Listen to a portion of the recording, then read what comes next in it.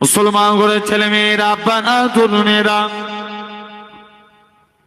হে নবী প্রেমিকেরা, এরকম ভাবে ঈগল পাখি গানা, ওই বাচ্চা পাখি গানা আমার রাসূলুল্লাহর কাছে চলে আসে। ইয়া রাসূলুল্লাহ, হাবিবাল্লাহ, হুজুর আজকে দিন এসে আল্লাহ নবীর কাছে এসে পাখিরা পাখিদের বাসায় নবীকে সালাম দেয়।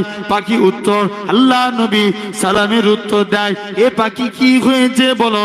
একখানা ঈগল পাখি পিছে তারা করে।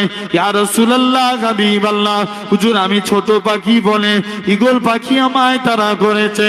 ও যুবকেরা, আল্লাহ নবী কি জানিয়েছিলেন?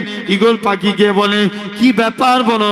ঈগল পাখি বলে, ইয়া রাসূলুল্লাহ, হাবিবাল্লাহ, হুজুর আমার বড়টা ক্ষুধা লেগেছে, তাই আজকে দিনে আমি তাকে তাড়া করেছি।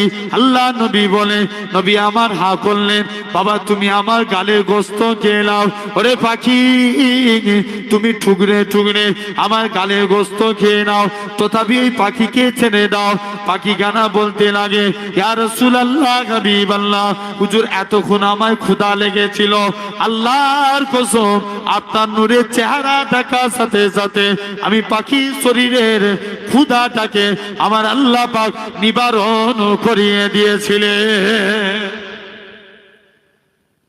জাস্ট তাহলে আপনি লক্ষ্য করুন, এটা ছিল রাহমাতাল লিল আলামিন নবী। তাহলে কুরআন কিসের জন্য